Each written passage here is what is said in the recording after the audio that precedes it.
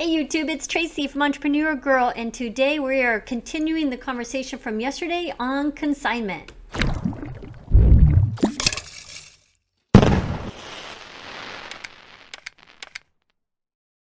I am a firm 50%.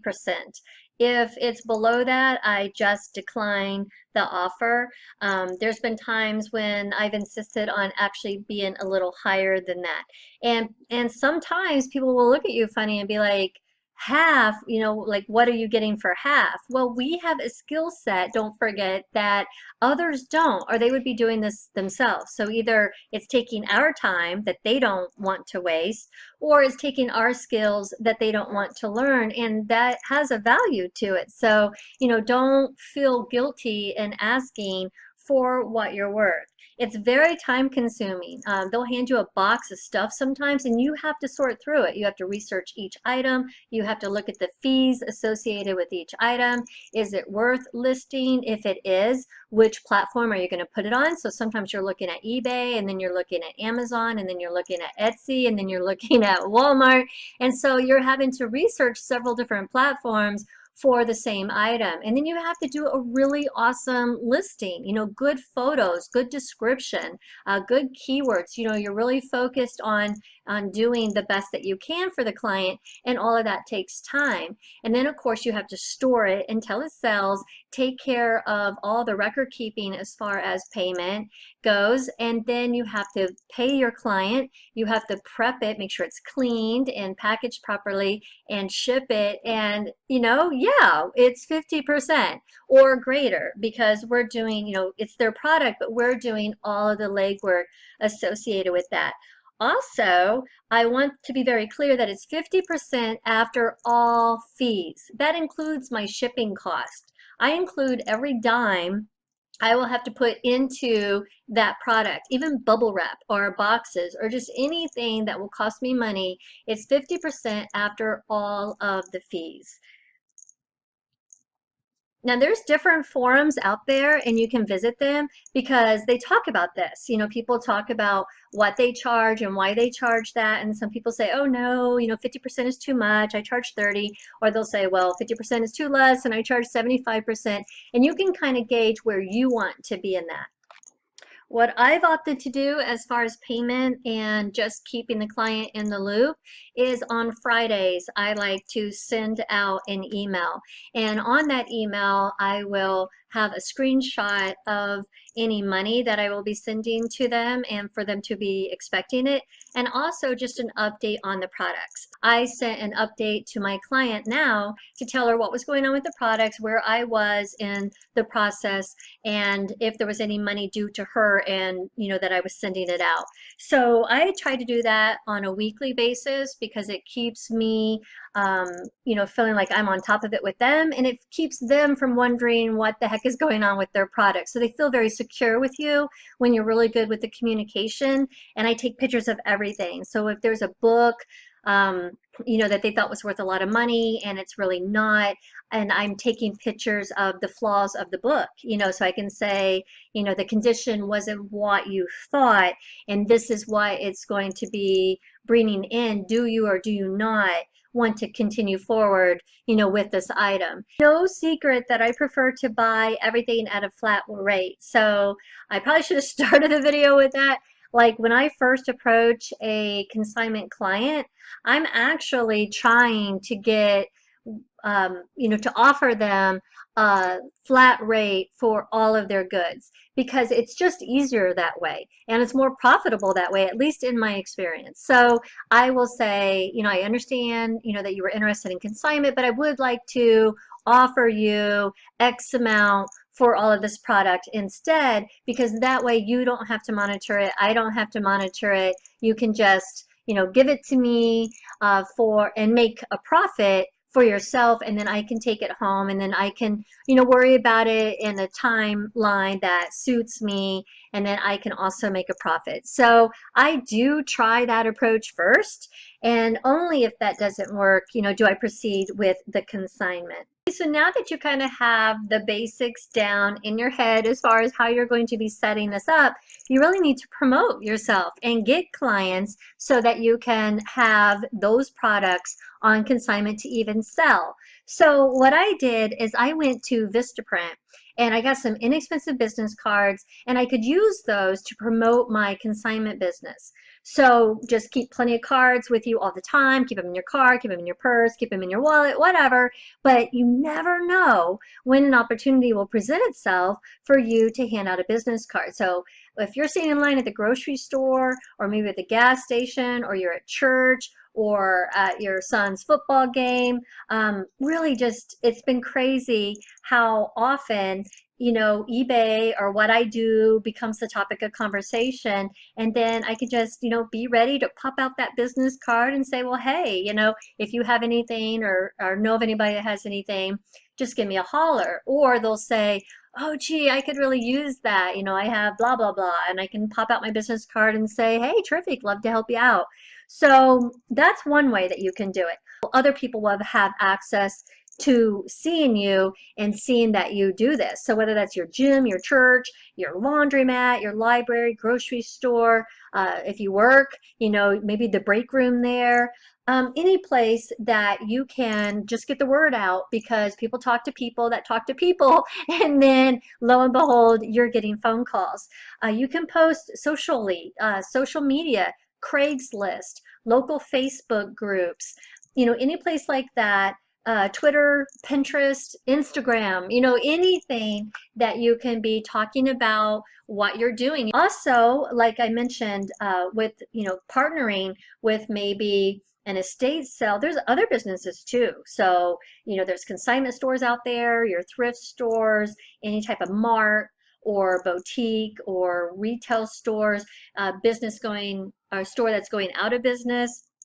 Anything that you think, hey, maybe, and then go ahead and approach them and see if you can't partner with them, because let's face it, they're looking to get rid of the stuff, and getting something is better than getting nothing. There are also other clients that know the value of what they have, and they're not using it anymore. Like the fur coat I sold, she lives in Florida. You know, she doesn't need a fur coat, but she knew the value of it and had just been hanging on to it for years and years and years, because she didn't, you know, want to garage sell it. It's worth way more than that, but she didn't know what to do with it.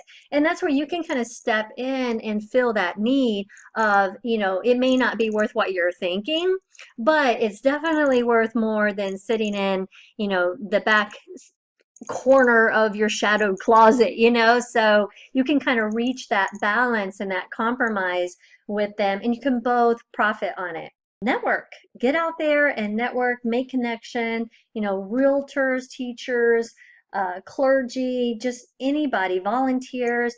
Think of people that you come in contact every day that have lots of other people that they see every day, and you just never know when something is going to fall from the sky and it's going to be a really big deal for you. Some of these consignment items are really higher end and take in quite the profit, you know, for listing just one item. So you never know. Get out there and try. Another thing you can do is to put yourself on some form of a directory, you know, a consignment directory where people will go online and they'll be looking for people that do consignment. So don't think just locally. Locally is a great place to start, but you really do want to branch out past that. You know, when you look at Linda's, that website that I showed you the other day on eBay, Linda's Attic, she does, you know, over 30,000 a month in sales just on consignment goods.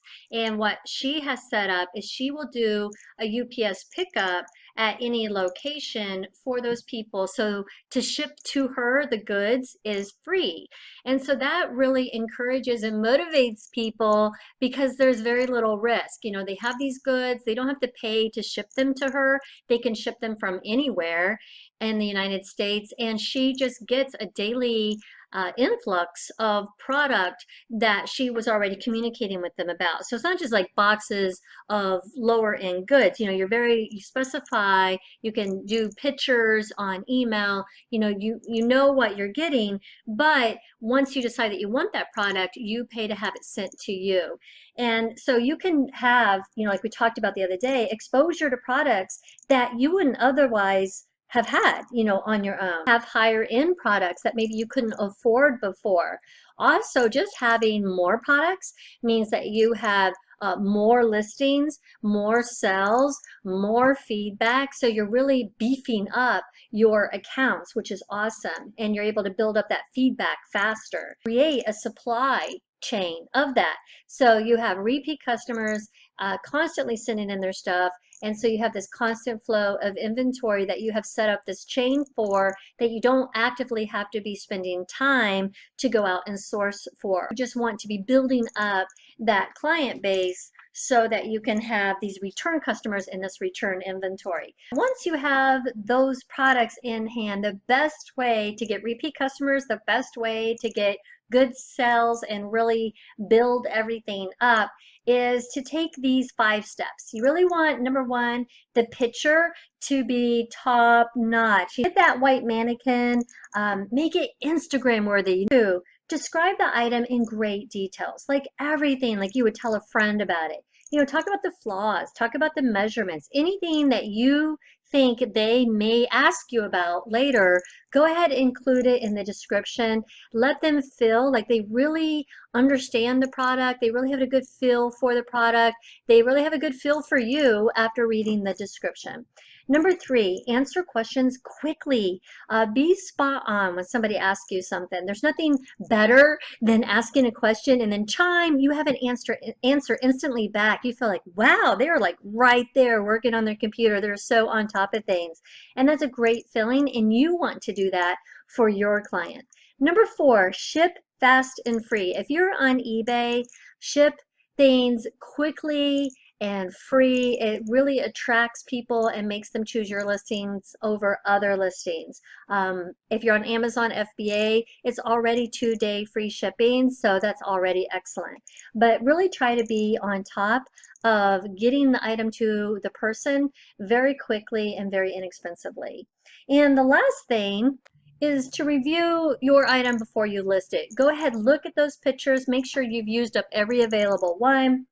Make sure you've described it, make sure you've added, the color, the fabric, the company, the manufacturer, anything that you can add to that listing.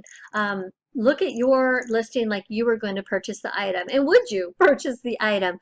Look at how the competitors are putting out that same type of product and how are they doing it better than you, so that you can always be learning and always be doing it better.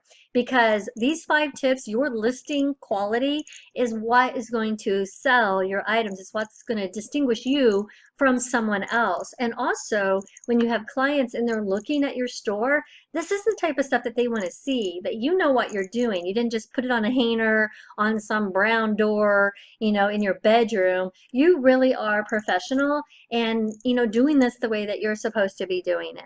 Go to our free Amazon 360 Facebook group. It's just facebookgroup.com groups, Amazon 360. This is what it looks like. It's free of charge, but if you go over here to files, not only are the group chats really helpful, or if you have a question, there's a lot of good people in there that could help you out, but I have placed the consignment agreement in the group.